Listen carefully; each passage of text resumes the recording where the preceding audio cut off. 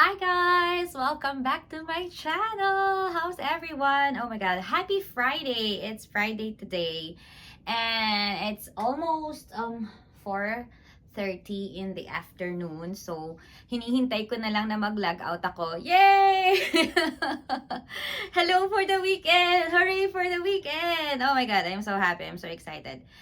Alright, so today I'm going to share, some perks of working from home. Okay, alright. So the first one, okay, super recent. Yesterday lang, meron kaming ang tawag doon, skip level meeting. Ayun, meron kaming skip level meeting ng ano namin, parang manager ng manager ko. Yan. So, siya yung nag-meeting sa amin. Tas lahat kami ng mga nurses all across all departments. Tapos, sobrang nakakatuwa. Nakakatuwa siya for me. It's a positive, sa akin, positive yun na information for me. Kasi, ang sabi sa amin is, the company daw is very strict with overtime. Okay? So, bawal kami mag-overtime. Alright? Diba? Parang nakakatuwa naman na parang mayroong kumpanya na, kasi di ba parang bilang nurse kasi, sanay kasi ako na parang hindi ako makauwi on time. Like, kung 6 p.m. to 6 a.m. yung shift ko, hindi ako makauwi ng saktong 6 a.m. Kasi di ba may kailangan ka pang indoors and everything, blah, blah, blah. So, hindi ka talaga pwedeng mag-Honda or on the dot, di ba? Pero talagang wala lang, natutuwa lang talaga ako kasi sabi ko talaga nga sa friend ko na parang, friend, yung work ko talaga ngayon is parang it's really for me. Kasi ganito talaga yung gusto ko. Gusto ko yung on the dot, pag sinabing uwian, uwian na. So, nakakatuwa kasi yung ano namin, yung skip level meeting namin, ang sabi nung pinaka-manager is that the company is very strict na bawal mag-overtime. So, kapag meron daw kaming ginagawang case, okay? So, kapag halimbawa, hanggang 4:30 lang ang shift ko, kagaya lang ngayon, just for example today, meron akong ginawang case, kakatapos ko lang ng case ko ngayon, pero kasi 4:15 in the afternoon na. So ngayon 15 minutes na lang para mag-out ako. So, ang ginawa ko, hindi na ako nag-create pa ng, or hindi na ako nagsimula ng panibagong review for the next case. Okay, wait lang. Ayun. Sorry, pinost ko muna kasi nagda-dry na naman yung eyes ko. Hindi ko alam kung bakit. Nandito lang naman ako sa loob ng bahay. Anyway, tinanggal ko na lang yung eyeglasses ko. Siguro kasi nga parang buong araw or buong shift kasi ako na nasa tapat ng computer. Anyway, so yun. So yun na nga yung kinukwento ko. So, hindi na ako nag-start ng panibagong case kasi ang sabi ng manager kahapon during sa meeting, bawal mag-overtime. So, kapag daw meron kaming case na alanganin na at hindi ko matatapos, wag na daw gawin. Ipagpabukas na lang. O, diba? Saan ka pa? Sabi ko talaga, sa isip-isip ko talaga, ay, amazing. This is wonderful. Perfect for me. Ganito talaga yung gusto ko. Tama nga naman, it makes sense. Kasi kung hindi matatapos din naman ngayon, di ipagpabukas na lang. So, talagang hindi siya yung tipong, kasi 'di ba, meron kaming TAT na tinatawag or turnaround time. So talagang merong mga cases na supposed to be dapat tapusin mo talaga 'yan. Kasi may certain time limit lang, time frame na kailangang matapos mo siya. Pero ang sabi sa amin is like, for example, sobrang tambak talaga kasi yung cases at hindi mo naman talaga matatapos lahat-lahat yon kahit gustuhin mo man. Pero dahil nga hindi ka pwedeng mag-overtime beyond your 8-hour shift, so, na lang daw, ipagpabukas na lang daw. So, ayun lang. Sobrang natuwa lang talaga ako. Sabi ko, amazing. Okay, perfect, wonderful. So, ang sabi sa amin is, we have to make sure na sa 2 weeks namin is talagang 80 hours lang kaming nag-work na nagla-login. So, meron kaming parang software or parang system sa computer na doon lang namin pipindutin kung login, tapos log out. Tapos, meron kaming lunch break na 30 minutes. So, pag nag-lunch break, dapat mag-log out.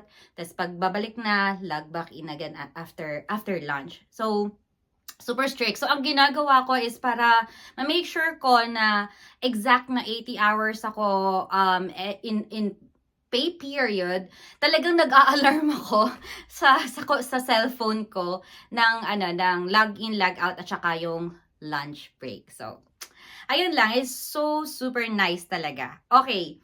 And then yung next ko naman na i-share na about, alam mo yon, yung parang perks din is about one-on-one coaching or yung weekly huddles.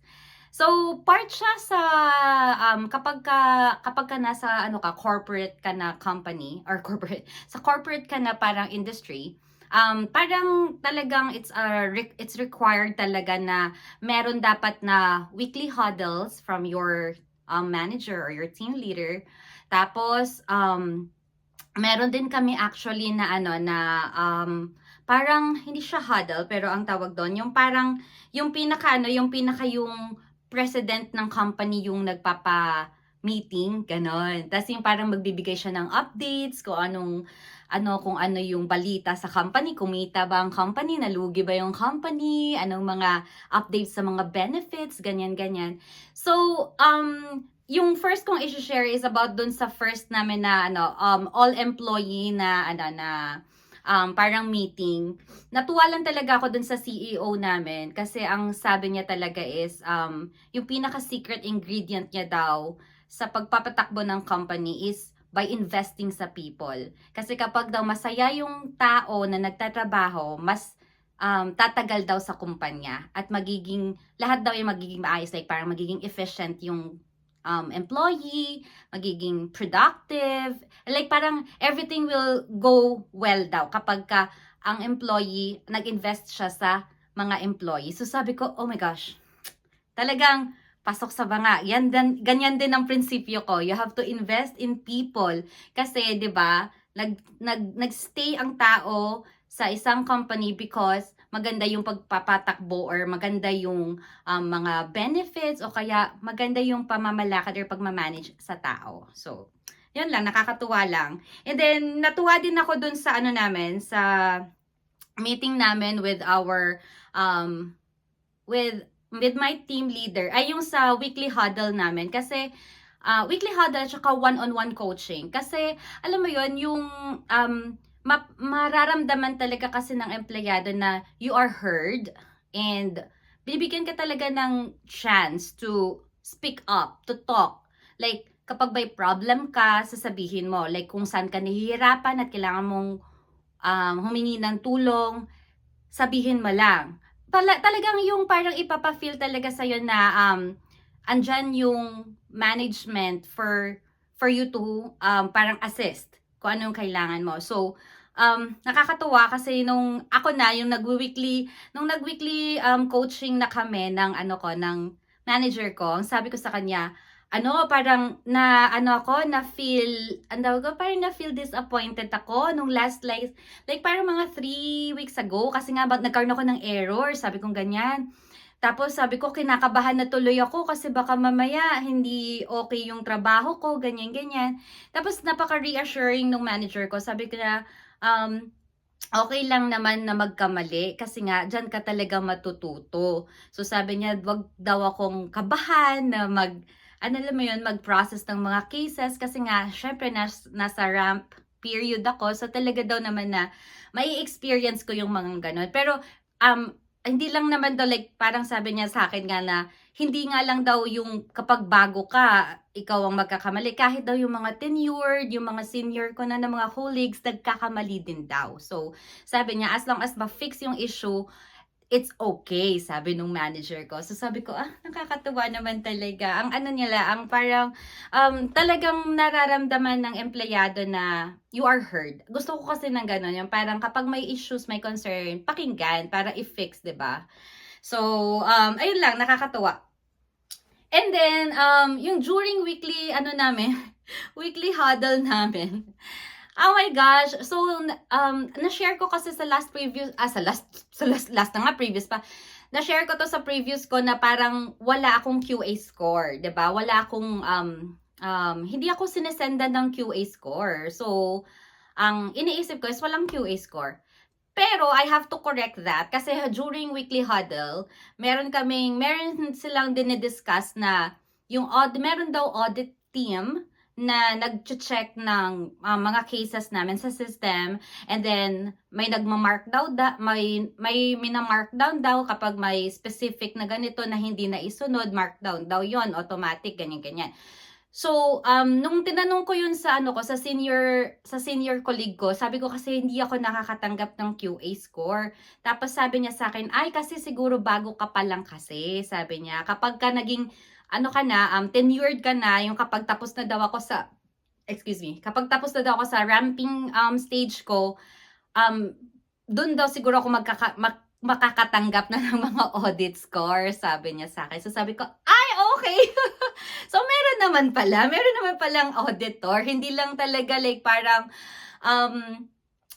sanay kasi ako na sa dati kong mga kumpanya, yung mga QA team namin is very involved sa So for example, pag may mga weekly meetings kami, involved ang QA. Like meron kaming calibration na tinatawag na dapat yung kung paano nag-audit yung mga auditors, dapat ina-explain nila yon sa mga na mga employees para alam kung kailan ka i-check. So, dito kasi, walang so, nag-alarm na 4:30 na. Okay, wait lang guys, mag-log out lang ako. 4:30 na, ang TV na. Okay, log out time. Just making sure na naka 8 hours po tayo today. Perfect. 40 hours. Ayan. Okay. Sorry, ang daming commercial. So, nag-log out lang ako. So, ayan. Ano na nga ba yung kinukwento ko? So, ayun na nga. Nakalimutan ko na kung anong kinukwento ko. Anyway, so, ayun sa audits pala. So, yun na nga.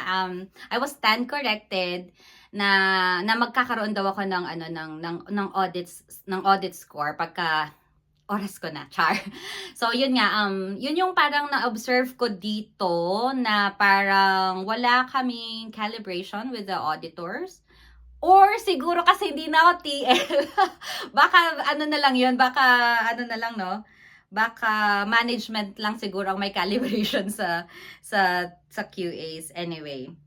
So, ayun, so yun lang yung ma-share ko about mga tawag dito, mga perks and mga nakakatuwang bagay lang pagdating sa work from home. So, I'm super happy, super enjoy talaga ako sa trabaho ko, and I feel na parang I belong to this. Alam mo yung feeling na parang kasi hindi na ako ngayon nangangapa, parang gano'n. Yung parang alam ko na talaga kung anong ginagawa, like parang nagagamay ko na yung proseso, anong gagawin kapag ito yung case na na-encounter ko. Yun lang, nakakatuwa lang.